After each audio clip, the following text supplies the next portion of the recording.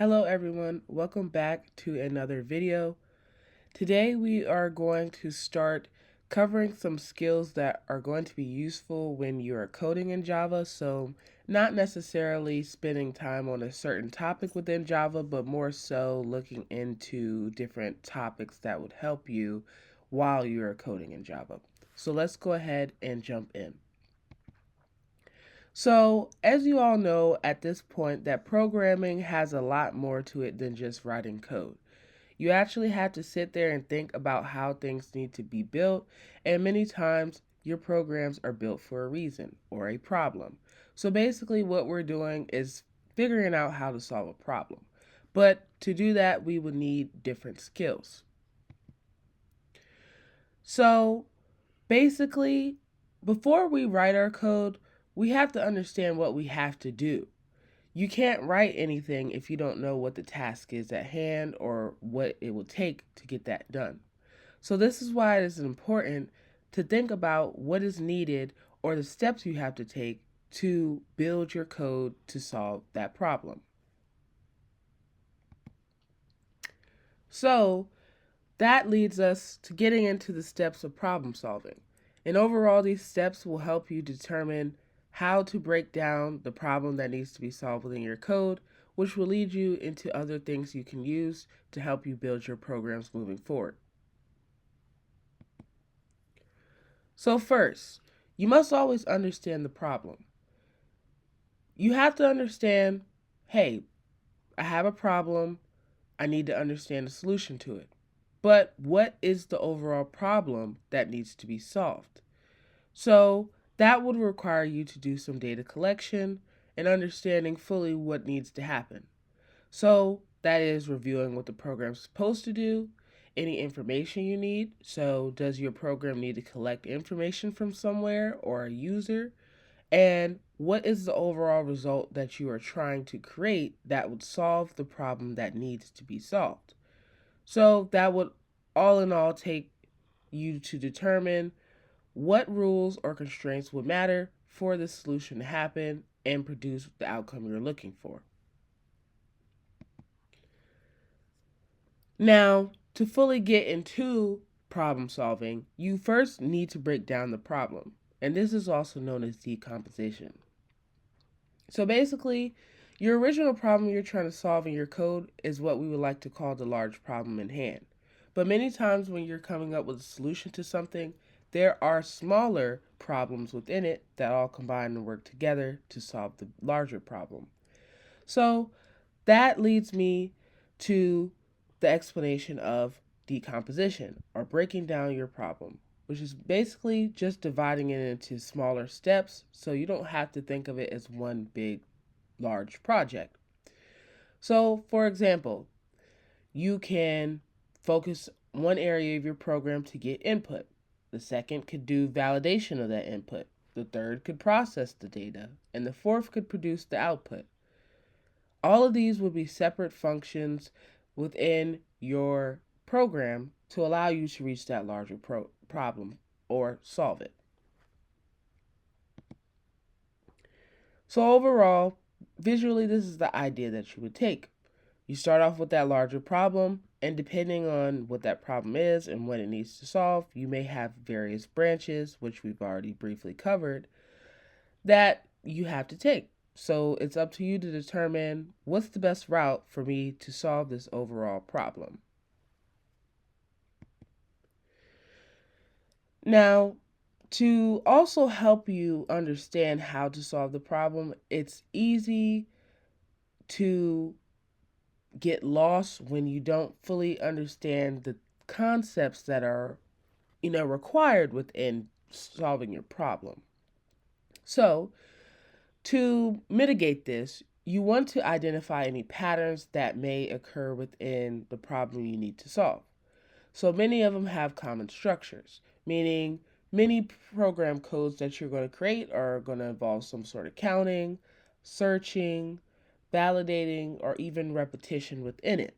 So you have to determine which of these are going to be within your program code, and then these would all attach to the concepts we've been covering so far and that we will continue to cover.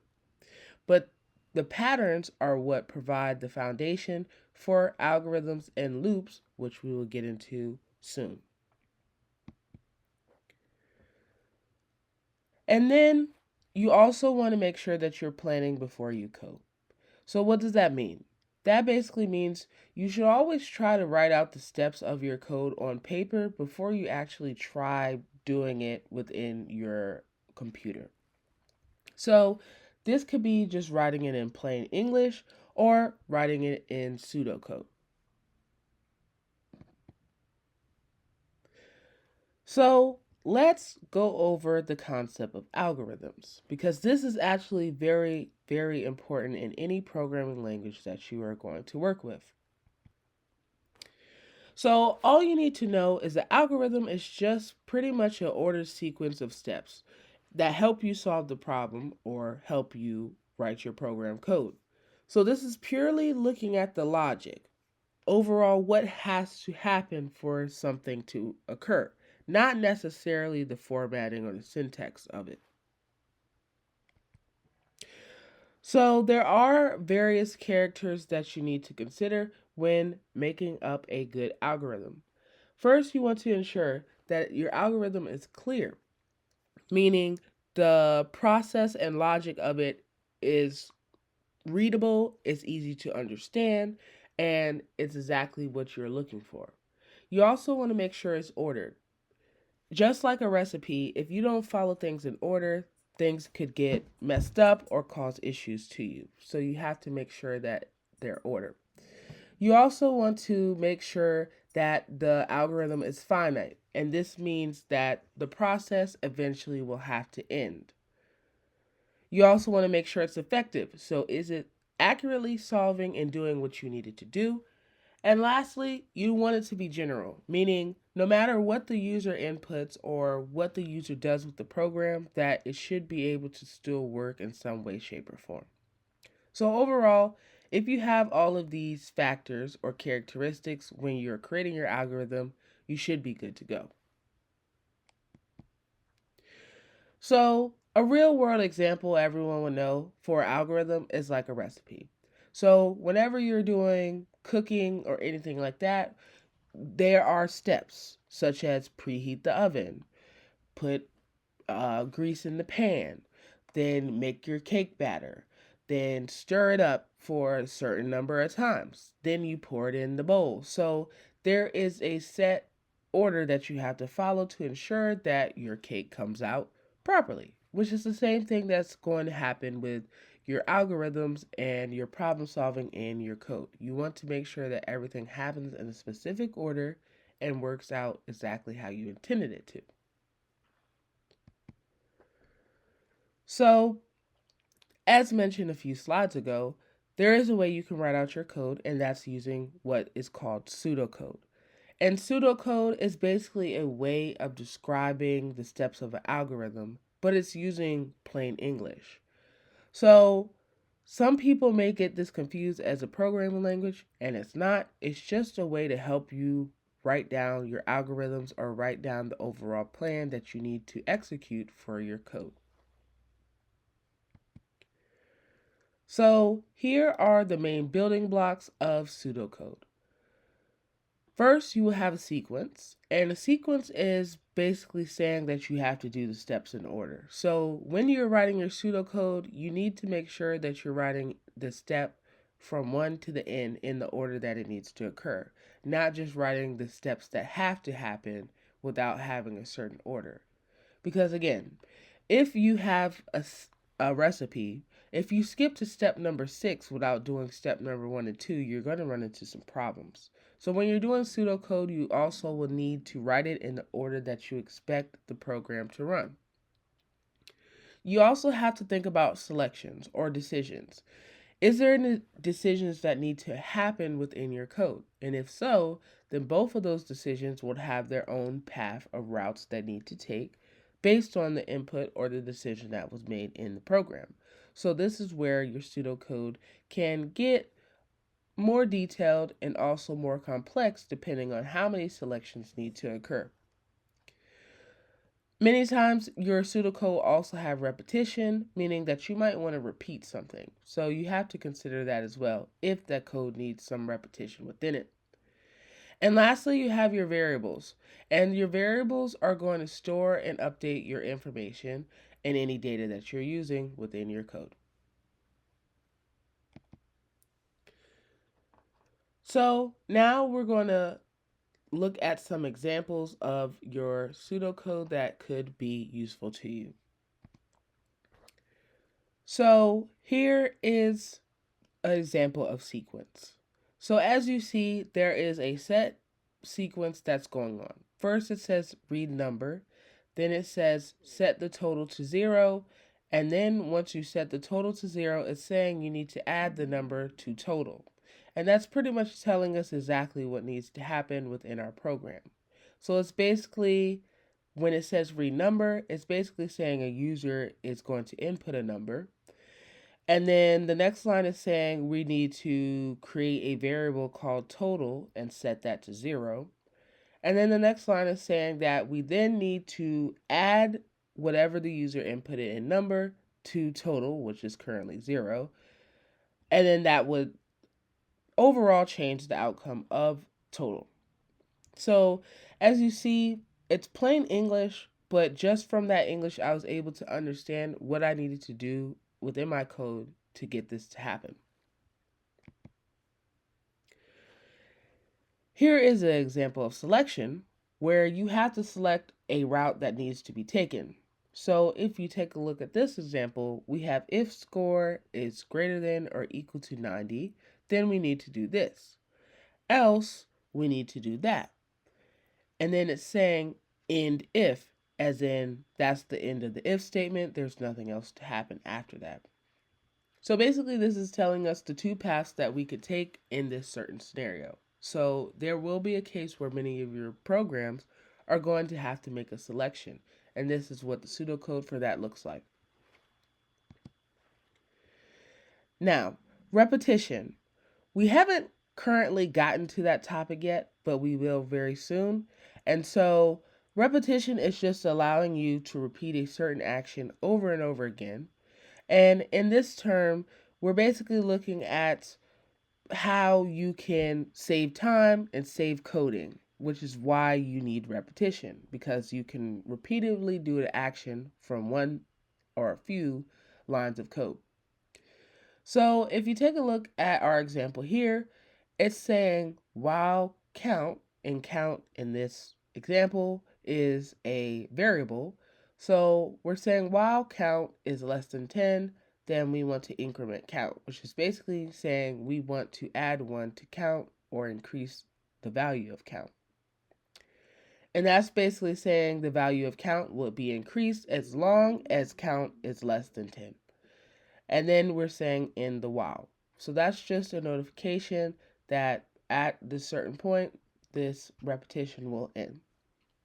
And again, we haven't technically gotten to this topic yet, but it will make more sense very soon.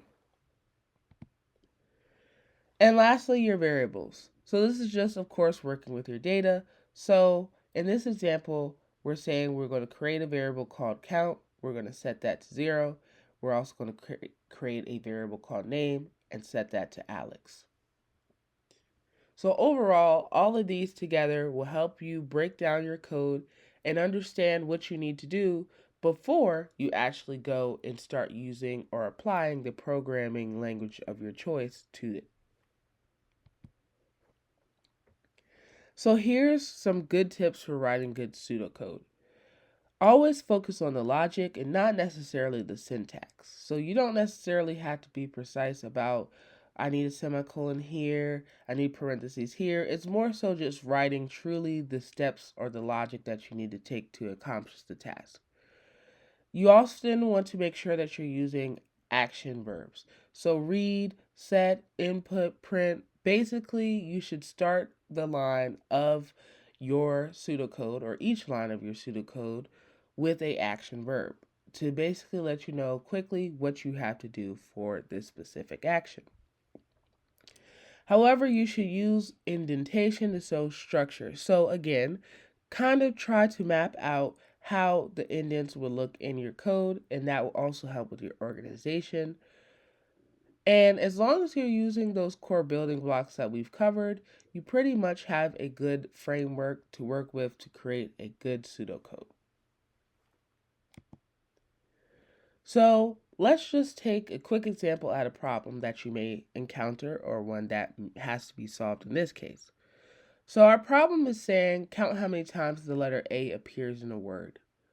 So if we were to write the steps, it would be first we need to ask a user for a word because we would need to know what word we need to look for the letter A within. And then we have to create a counter, and this counter is going to count how many times the letter A appears in the word. Now, once that's done, obviously we would need to find a way to check each letter within that word. And then if the letter is A, then we would say we need to increase the counter. Now, once all of the letters have been checked and the counter has been updated accordingly, we would want to print out to the user what the counter amount is. So overall, those would be the steps for us to count how many times the letter A appears in a word. Now, if we were to write that in pseudocode, it would look something like this. So you see, we have those bolded action words in the front. The first one says read word. And when we're reading word, again, that will be the user's input.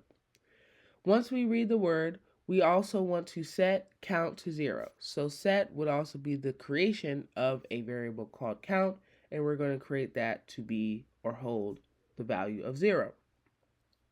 From there, we will then say for each character in a word, so doesn't necessarily say what word, but it's basically saying any word that is given, that if the character that it's currently on within the word is equal to A, then we want to add 1 to the counter. And in the case for the one that says 4, 4 is a repetition set or a loop, which again we have not covered, but it will make more sense once we get there. So basically, this is a pseudocode for that previous problem to show you what has to be done in order to count every letter in a word. And once that's done, you basically use the pseudocode and just convert it to Java, which we have here. So here you see everything we had in the pseudocode within the English first to the pseudocode to the Java code all pretty much stays the same, except you're just translating it yourself when you're writing it into the code. So again, some of these things you see on the screen might be unfamiliar, but again, in our next lecture, we will cover that. So it will make a lot more sense when we get there. But this is overall the idea of how you break down your steps, write your pseudocode, and use the pseudocode to create your Java code. So overall, an algorithm is the overall plan. Your pseudocode is how you would write that plan, and your Java is how you would actually implement the plan. So yes, they are all 3 different topics, but they all come together to help make your life a lot easier when you're coding. So overall today, what we looked at is how to properly problem solve within Java, and not only Java, but any programming language that you're going to use. And many times when you're working with problems, you're looking to create algorithms that will help you do so. However, to make it easier for you during your development process, it's always easier to start by writing your code down. And that would be by writing pseudocode to help you translate how to solve the problem before you actually execute it or build it. So hopefully the tips that we covered today are useful, especially as you start to get into the more complex coding projects and development projects that you will be doing within Java and any other programming language. So thank you for your time, and I look forward to seeing you in the next lecture that will look into loops, which we have briefly covered in this presentation.